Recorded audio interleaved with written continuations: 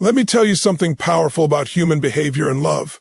When someone pulls away, when the avoidant withdraws, shuts down, or disappears, most people panic. They think they need to chase, to prove, to plead. They block, they lash out, they post stories to get attention. But hear me, you don't win people back by force. You draw them in by energy. Blocking is often a reaction to pain, not power. True strength doesn't need to prove anything. True strength simply is when the avoidant retreats, what they're really saying is, I don't feel safe.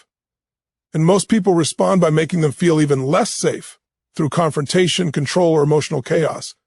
But if you can stay calm in that storm, if you can keep your heart open while protecting your peace, you become magnetic. Don't block them, bless their journey, bless their process, and then turn inward. Because the work isn't to make them come back. The work is to make you whole. You see, love at its highest level is not possession. It's permission. It's the freedom to let someone walk their path while you walk yours, knowing that energy aligned with truth always finds its way home. When you stop chasing, you start attracting. When you stop begging for love, you start becoming love. And that's when everything changes. You want them to feel your presence even in your absence? Then raise your vibration. Become the person who doesn't need to be chosen, because you've already chosen yourself.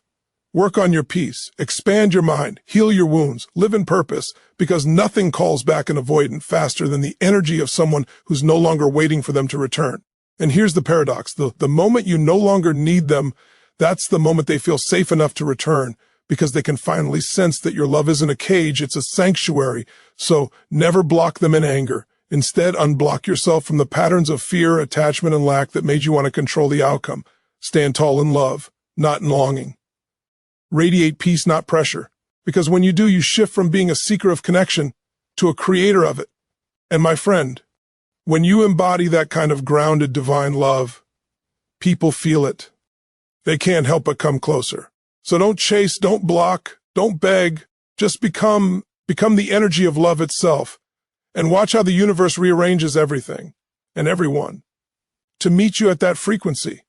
When someone with avoidant tendencies begins to pull away, our first instinct is often to react. The heart races, the mind spirals, and suddenly we're in defense mode. We think if we just say the right thing, send the right message, or get their attention fast enough, we can fix the disconnection.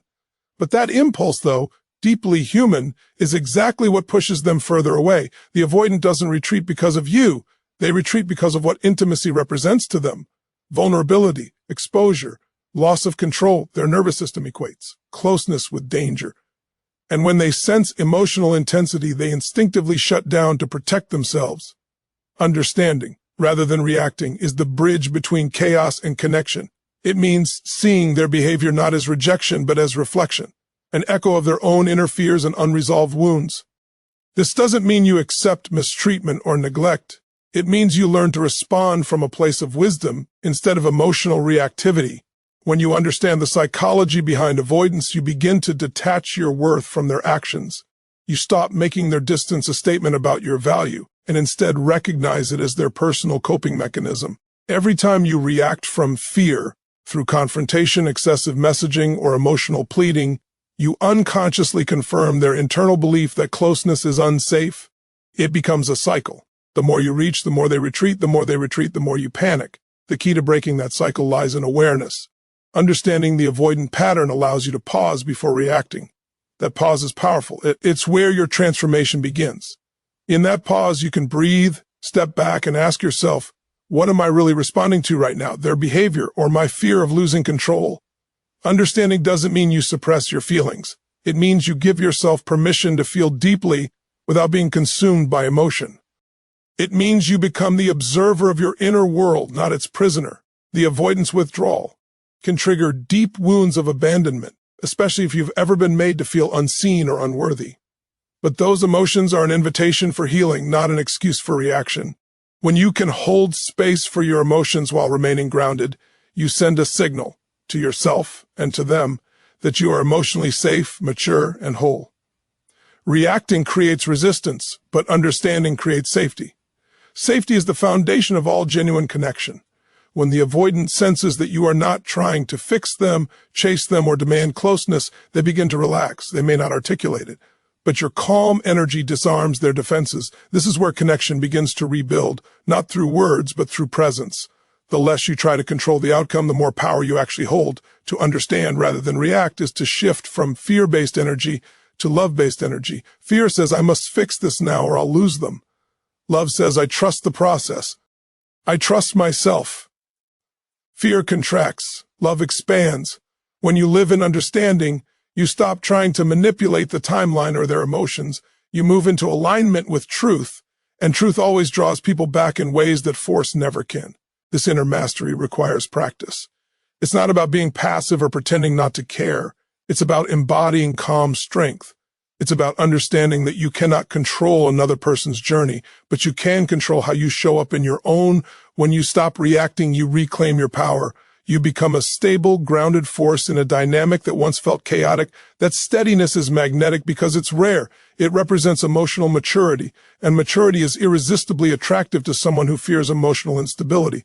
In time, understanding the avoidant becomes an act of compassion, not just toward them, but toward yourself.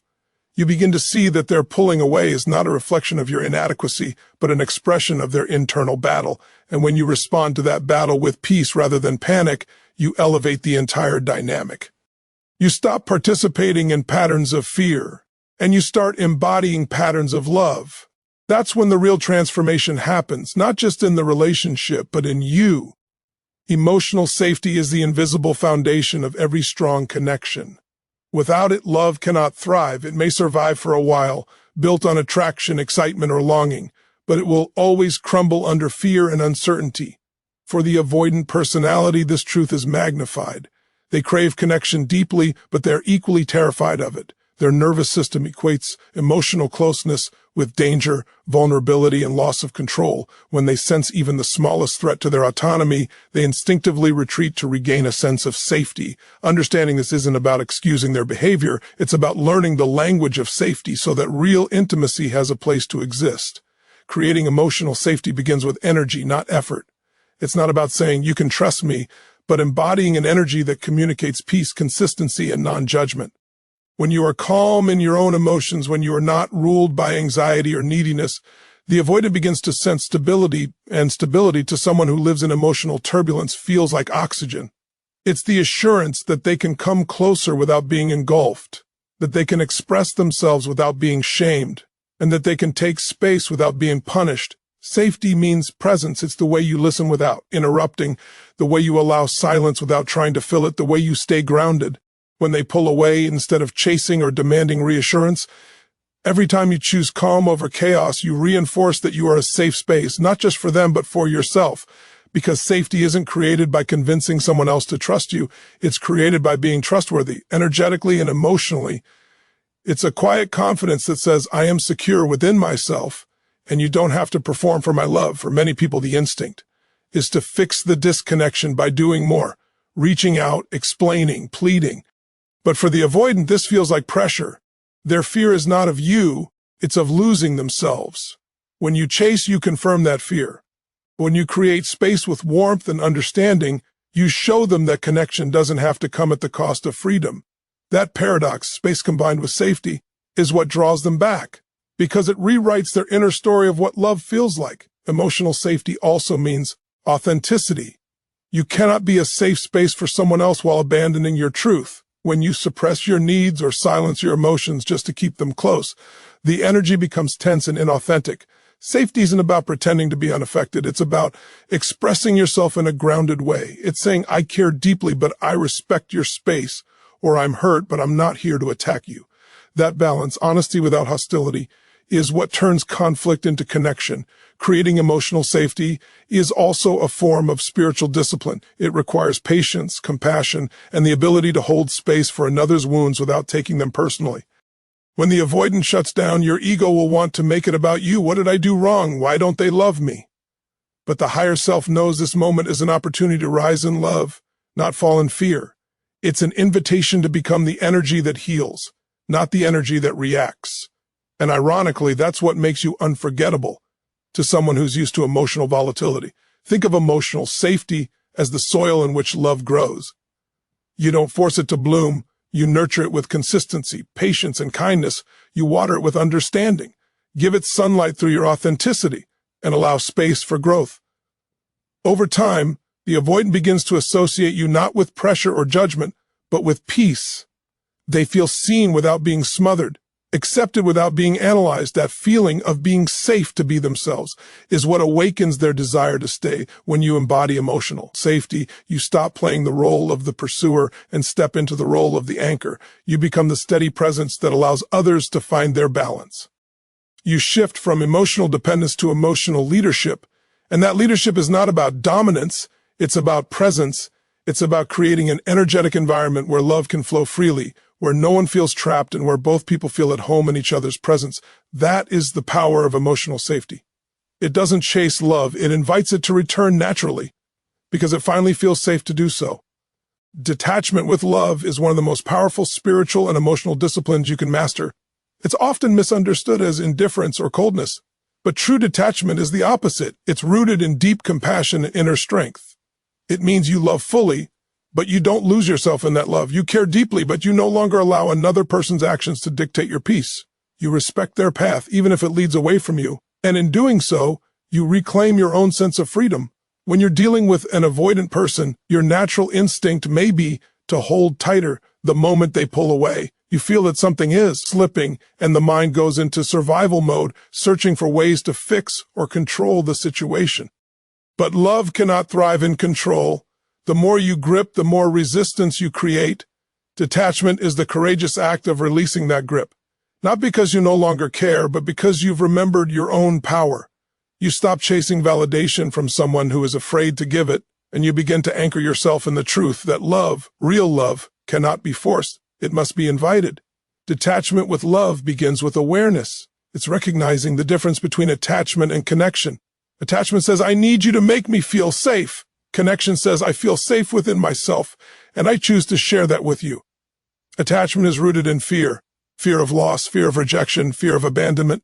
Connection is rooted in wholeness. It allows space, breadth, and trust. When you detach with love, you're shifting from the former to the latter. You're saying, I love you, but I refuse to lose myself in the process. The beauty of this approach is that it doesn't sever the bond, it strengthens it energetically. When you stop trying to control how the relationship unfolds, you make room for authenticity. You allow both people to breathe. For the avoidant, this is essential. They're used to feeling overwhelmed by emotional demands. Even when those demands come from love, your calm detachment sends a new message. I am safe. I am whole. I do not need to chase you to prove my worth. That energy disarms their defenses because it removes the threat of entanglement. It replaces fear with freedom. And freedom is what allows true intimacy to take root. Detachment also means trusting the divine timing of life. It's understanding that you don't need to force what's meant for you, and you can't hold on to what's not aligned. When you release the need to control outcomes, you open yourself to higher guidance. Sometimes detachment reveals that the person will come back when they feel safe again. Other times it reveals that your growth has led you somewhere better. Either way, you win, because you are moving in alignment with love rather than fear. To detach with love, you must build a relationship with yourself that's stronger than your attachment to anyone else. You learn to fill your own emotional cup. You take your focus off of what they are doing and place it on who you are becoming. You use the space between you as fertile ground for self-discovery, creativity, and healing. You begin to see that this moment of distance is not punishment, it's preparation. It's the universe's way of asking, will you finally choose yourself? In detachment, your energy becomes magnetic. When you are no longer trying to pull them back, the dynamic shifts. The avoidant, who once felt cornered, begins to sense safety. They start to miss your presence, your peace, your grounded energy. And because you are no longer driven by fear, you can welcome them back, not from desperation, but from strength. Detachment with love is not about walking away. It's about standing tall. It's about saying, I choose peace over panic.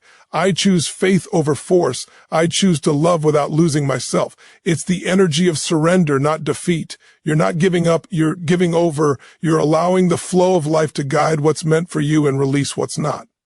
And when you live from that place of surrender, you stop clinging to outcomes and start attracting alignment. You become a vessel of love that's pure, powerful, and free, and from that energy, everything meant for you finds its way home. There is an unspoken truth in relationships that many overlook. Energy communicates long before words ever do. You can send 1,000 texts, Make countless calls and try to explain yourself repeatedly, but if your energy carries fear, neediness, or insecurity, the other person feels it, even in silence. Especially for someone with avoidant tendencies, that energetic pressure becomes overwhelming. They sense the unspoken need for reassurance, the invisible pull of expectation, and they instinctively withdraw. But when your energy is rooted in calm confidence, peace, and self-assurance, you become magnetic. Without saying a word, you send a message that says, I am whole, I am grounded, and I am not chasing because I trust. Leading with energy rather than words is about mastering your emotional state. It's understanding that you are constantly broadcasting an energetic signal. Through your tone, your posture, your actions, even your silence, the frequency you emit determines what you attract and what you repel. When your energy is anxious, you attract confusion. When your energy is needy, you attract resistance. But when your energy is peaceful and certain, you attract openness. The avoidant personality, in particular, doesn't respond to verbal persuasion. They respond to the emotional vibration of safety. They are drawn to stability, to people who don't try to invade their space or demand constant validation. When your energy says, I am at peace with whatever unfolds, you create that safety effortlessly. Think of energy as your greatest form of communication. Words are limited by language, but energy is universal. When you are aligned internally, you don't need to convince anyone of your worth. They feel it. When you love yourself, they feel it. When you stop chasing and start radiating inner peace, they feel that too. This is why self-regulation is such a profound act of power. The moment you calm your mind, breathe, and return to your center, you shift the dynamic entirely. The avoidant no longer feels chased or cornered. They sense space, freedom, and ease. That emotional space is what allows connection to re-emerge naturally. It's not about pretending not to care. It's about transforming the energy that fuels your care. Instead of loving from fear, I need you to stay so I can feel safe, you begin to love from abundance. I am whole, and I choose to share my peace with you. That difference changes everything. When your love is grounded in freedom rather than dependency, the other person can finally relax. They don't feel responsible for your happiness, and that absence of pressure is what makes them gravitate toward you again. To lead with energy means to become the embodiment of what you wish to experience. If you want peace, become peace. If you want love, become love. If you want commitment, commit to your own healing first. Every thought, every emotion, every intention you hold shapes your energetic field.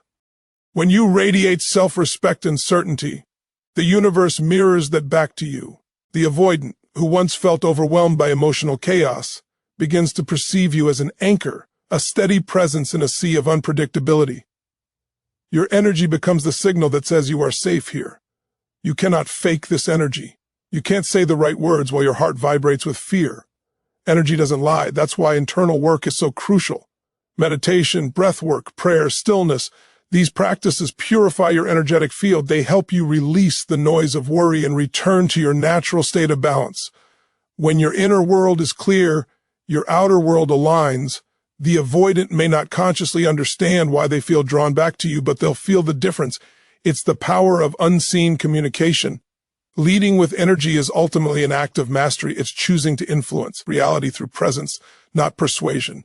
It's the understanding that silence can speak louder than any message, and peace can be more persuasive than pleading.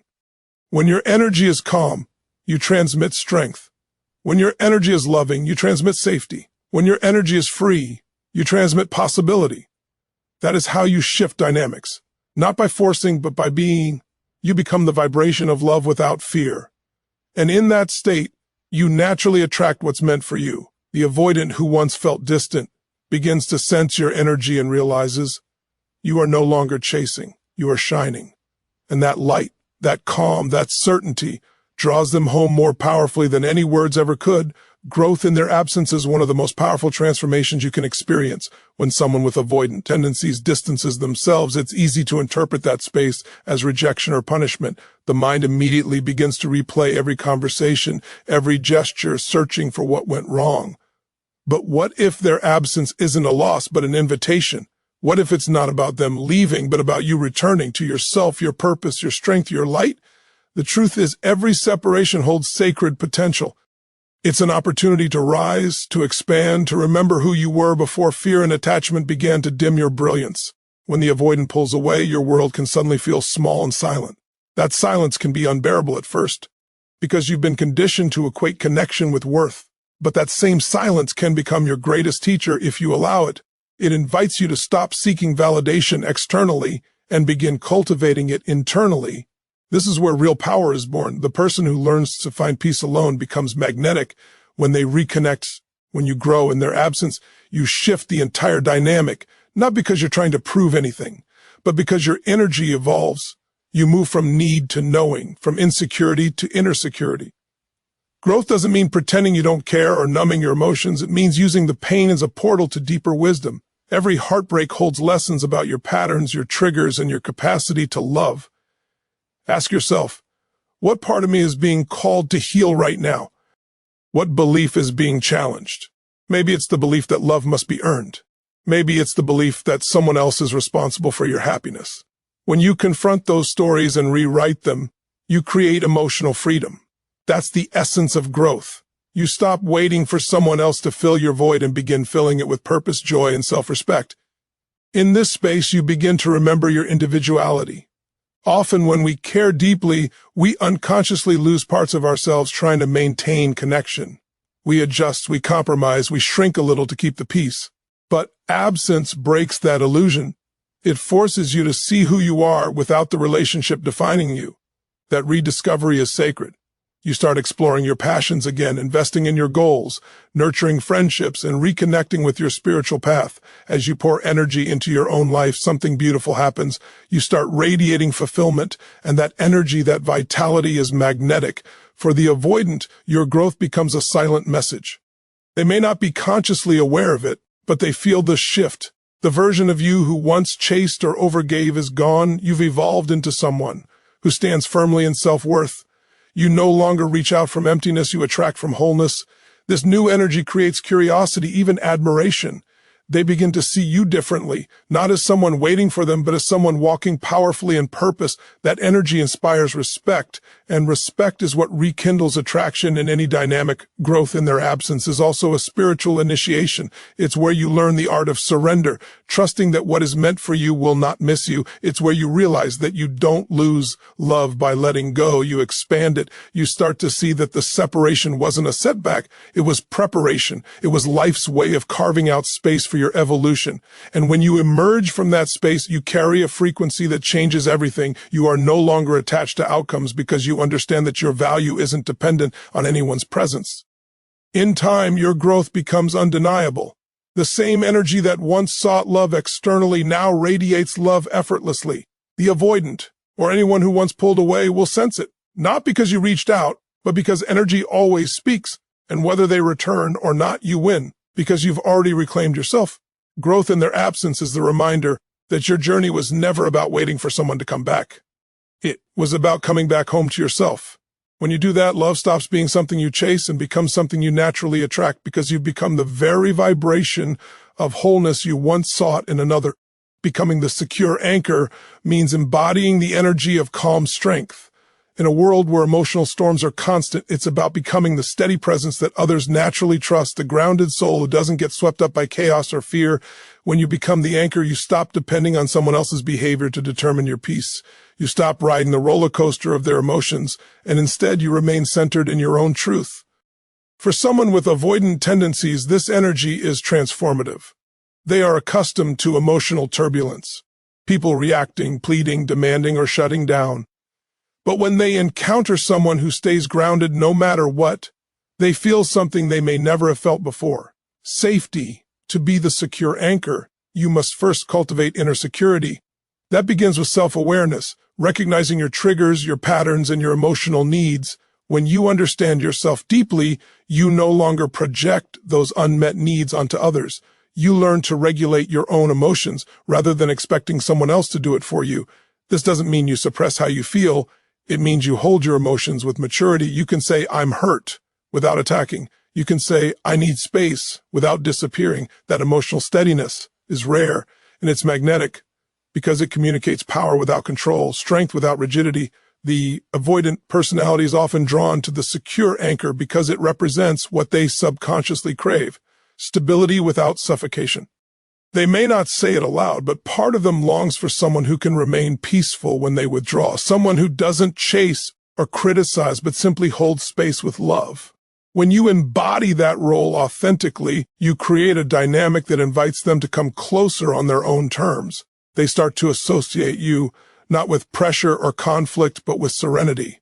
That shift in energy creates a bridge of trust, and trust is the foundation of every deep connection. Becoming the secure anchor also means embodying self-respect. You don't allow anyone's inconsistency to disrupt your sense of worth. You understand that love is a gift, not a transaction. You can love someone fully while maintaining your boundaries. When you stop overgiving and start honoring your limits, you teach others how to treat you, not through lectures, but through example. That kind of quiet confidence commands respect. It shows the avoidant that love doesn't have to mean losing freedom. It can mean standing beside someone who is strong enough to stand alone. To be the anchor, you must also live from purpose. When your life is rich with meaning, filled with goals, passion, and growth, you no longer look to relationships as your sole source of fulfillment. You become emotionally self-sufficient. And that independence is magnetic. It tells the world, I am whole with or without you. That doesn't make you cold. It makes you powerful. Because when your happiness isn't dependent on anyone's actions, you can love freely without fear. The avoidant, who has spent much of their life avoiding emotional responsibility, feels liberated in that energy. They sense that your love isn't a burden, it's an invitation. The secure anchor also leads by energy, not argument. When conflict arises, you don't match chaos with chaos. You slow down, breathe, and respond with intention. You understand that peace is not passive, it's active. It's the strength to choose calm when everything around you is pulling you toward reaction. That calm presence becomes your superpower. It teaches others, even unconsciously, that safety and love can coexist. For the avoidant, who often equates intimacy with loss of control, this realization is healing. When you become the anchor, you naturally elevate the relationship dynamic. You are no longer waiting for someone else to make you feel secure. You are the security. You embody the stability you once sought. And as you do, your presence begins to change the energy around you. The avoidant begins to relax in your presence, because your energy communicates something deeper than words ever could. You are safe here. You are free here. You are loved here. In time, your steadiness becomes the mirror that helps them grow. You stop being reactive and start being reflective. You show them through example what emotional maturity looks like. Whether they rise to meet you or not becomes secondary, because you've already become the person who no longer depends on external validation to feel whole. You've become the anchor in your own life, and that energy, peaceful, confident, secure, is what draws everything and everyone aligned with your soul's highest truth right back to you. My friend, before we part ways today, I want to take a moment to thank you truly, deeply from the heart. Thank you for showing up for yourself, for being willing to grow, and for choosing to see love not just as emotion, but as evolution. It takes courage to look within, to rise above reaction, and to learn the art of peace in the middle of life's storms. You've taken that step. That's no small thing. It's transformation in motion. As you move forward, remember this. Every ending carries the seed of a new beginning. Every goodbye is really an initiation into a higher version of yourself. The lessons you've embraced here, understanding, patience, self-love, and inner security, are tools that will serve you in every relationship, in every chapter to come.